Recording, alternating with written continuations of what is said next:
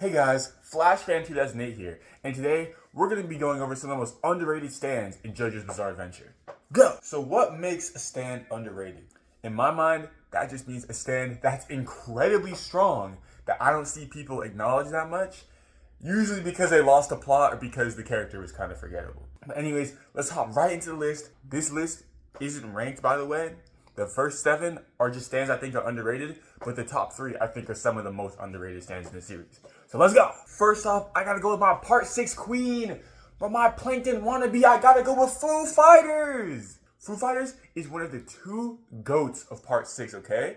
Her and Weather Report carried the entire team, okay? Every good JoJo's team has a character who can heal people, and this was the first time in the series that a character that could heal people wasn't the main character. Because everyone always wants to talk to me about, oh my god, Ellis, Crazy Diamond, you can heal with that. Oh my god, Ellis, you can heal with Golden Experience. Oh my god, they're so useful, they're so useful. Dog, no!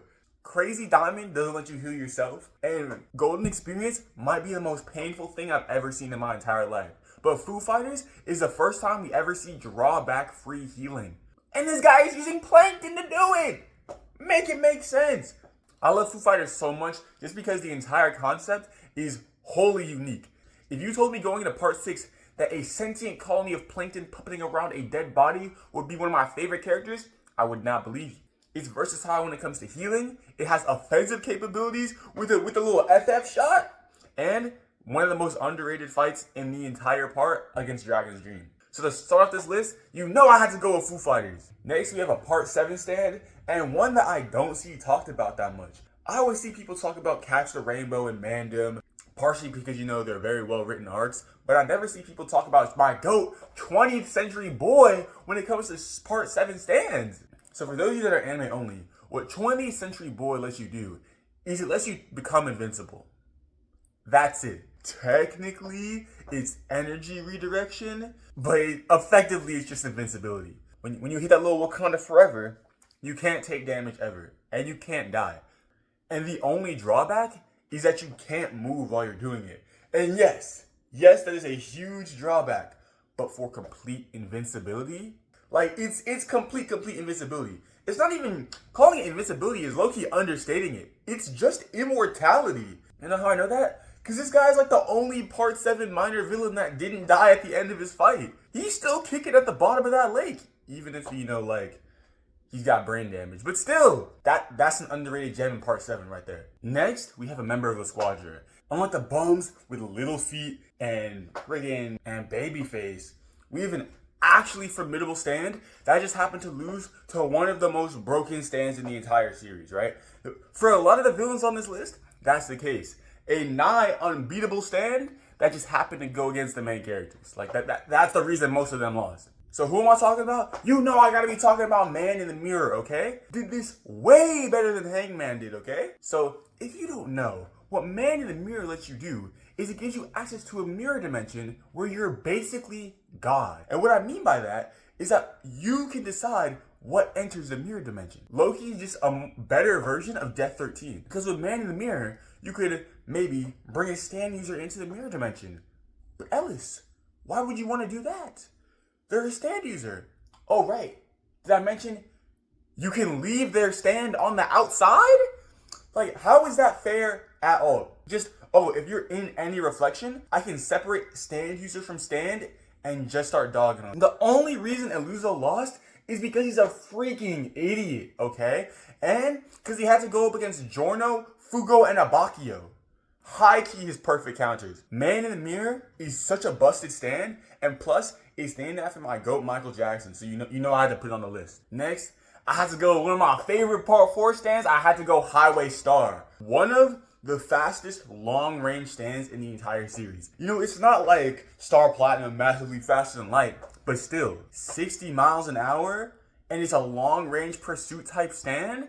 You're not getting away. The only way that they were able to defeat Highway Star was to somehow figure out who its user was, based on freaking Sherlock Holmes intuition. I don't even know how they figured out it was Yuya. So what Highway Star does is it makes a little room, and if you step into the room, it'll turn into feet and chase you and suck the nutrients out of you. Sounds freaky, right? But it's still broken. You can't attack it because it is too fast and it breaks up into all these little feet. And if it touches you at all, it's healing the user and draining your energy. Did I mention this thing is a long range stand that goes 60 miles an hour? If you don't have a motorcycle like Josuke did, you're just not beating it. Like, at all. And I never see anyone talk about it. I didn't see a single person happy to see my GOAT get into the JoJo's fighting game. That's how I know the stand is underrated. Next, I gotta go from the part 6 stand. I gotta go sky high. Okay? Now, this stand on its own has one singular ability. You get to control these little fictional creatures called rods. That sounds kind of underwhelming. Ellis, is this really an overrated stand? Yes, because these rods are broken. They're so fast that you can't see them attack, right? Like, it's imperceptible. You just see what they do to you. And Ellis, what did they do to you? They can drain the heat from your body. But that doesn't sound that strong. You're right.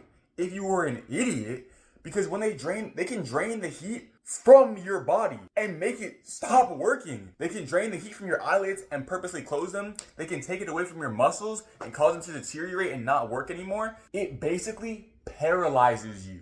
If it goes near your brainstem long enough, it can literally just make you brain dead and kill you. All from these little guys.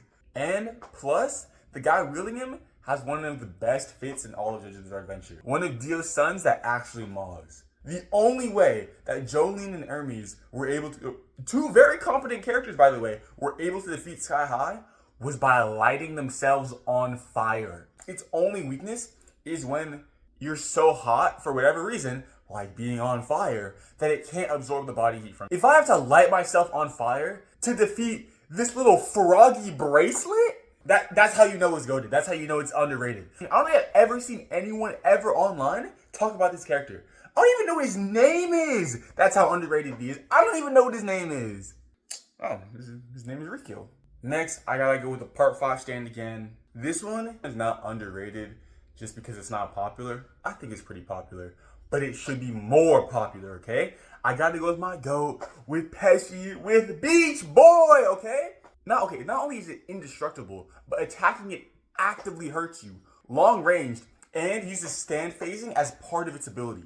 If you showed me this fishing rod and told me it might be the top 3 assassins in all of part 5, I don't think I would believe you. Prosciutto and the Grateful Dead, they were doing work. They were putting in numbers during that arc. But it wouldn't have been as threatening as Pesci and Beach Boy. Especially when he locked in and we got to see one of the greatest showdowns in all of part 5, Bruno versus Pesci. Unless you can separate your heart into 2 pieces, because you know Beach Boy can feel vibrations in the air to attack you and you can't do anything about it. Unless you can split your heart into 2 pieces, you're not beating it. And I don't know many JoJo's characters that can do that and still survive, okay? That's why Beach Boy's underrated. I'm sorry. See, now we're in the top 3, okay? Now we're in the top 3. And my third most underrated stand in all of JoJo's, I had to go with Yo-Yo Ma. If y'all thought I was glazing 20th Century Boy back there, oh, I feel bad for you. Because all of that invulnerability that 20th Century Boy has, Yo-Yo Ma has that, and it can attack too. So Yo-Yo Ma is one of the only stands in this entire series we see that has its own unique personality, and it's a long range type stand. So the user can just like let it go and just have it do whatever it wants, okay? Number 1, it's invincible. Number 2, if you're able to do any damage at all to the stand, the user's not even gonna feel it, bro. Like he's perfectly fine. It's helpful. It actively tricks Jolene and Anasui. And you can't get rid of it, because like what do? Punch it? But its most devastating ability is the fact that its saliva is the most potent acid in the entire world. It's odorless and you don't even feel pain. It has a numbing agent. It just eats through anything biological that it comes into contact with. Which in a Florida swamp with mosquitoes, literally a killer. You have this annoying talking punching bag that can literally kill you without you even knowing you're being attacked. If Anasui didn't have the literal ability to rewire its brain into that of a frog, they were both dying right there. No question. Yo-Yo Ma is underrated. I still think it's super annoying though. These next 2 are manga stands, and this one, number 2, that's a part 8 stand. You know I had to go with my GOAT, Doobie Wah. Okay, so Doobie Wah is another broken long-range pursuit type stand. And like Highway Star, the only way to beat it is to somehow find the user. Except the stakes are a little higher this time, because with Highway Star, I know I was glazing at speed, but at least it's only 60 miles per hour. If you're in like an urban or suburban area, you can go 60 miles per hour pretty reliably. But the way Doobie Wah catches you is way more broken. So it was this little blue tornado, right? And if you breathe, it's there. That's the ability. It teleports to you whenever you breathe. The more you breathe, the stronger it gets. So the only way to survive this stand without finding the user is to not breathe. So either you not breathe and die, or you breathe, have this stand teleport to you, and then you die. And it's a long range pursuit type stand, so none of that damage is being reflected back to the user. Plus, I'm pretty sure it's basically wind anyway, so I don't think there's anything you could do. And I don't see anyone talk about it. Oh, wonder if you this, vitamin C that. What about this mini Sharknado that's chasing me? Honestly, I love Doobie Wah so much, and when the Part 8 anime comes out in like 2030, I know it's gonna get done justice. Finally, for this list, my number one most underrated stand in the entire series, I gotta go with November Rain, okay? You know the amount of my friends I've talked to about November Rain, and they're like, oh, I don't like it, oh, it looks weak, oh, it's just rain. So imagine if it was raining 50 caliber bullets at you. That would be better than November Rain. I've been reading Jojo Lands since chapter 3 all the way back in 2023. And November Rain has done nothing but put in work. You want a shield of rain that protects you from bullets? I got you. You want to literally one shot? Not even like stand barrage and I punch him away. One shot. The villain you're up against, November Rain's got you. And we're only like 20 chapters in, and this guy's been putting up brawn numbers. It's an alternate universe main protagonist stand. Jojo's gonna unlock his secret spin, and suddenly these raindrops are gonna turn into black holes and he's gonna kill everyone. We're seeing creative applications for a simple stand that still hasn't gotten its mid-part power up yet. I'm pushing the November Rain agenda. I'm a November Rain Glazer, number one most underrated stand in the entire series. Hey guys, that was another Flashbang 2008 video. I hope you enjoyed watching. I love making it. Comment down below what other JoJo's or other anime content you want me to do, and I'll see you in the next one. Flashbang 2008 out. Oh, wait, never mind. Like and subscribe and do all that stuff. I forgot to say that. Out.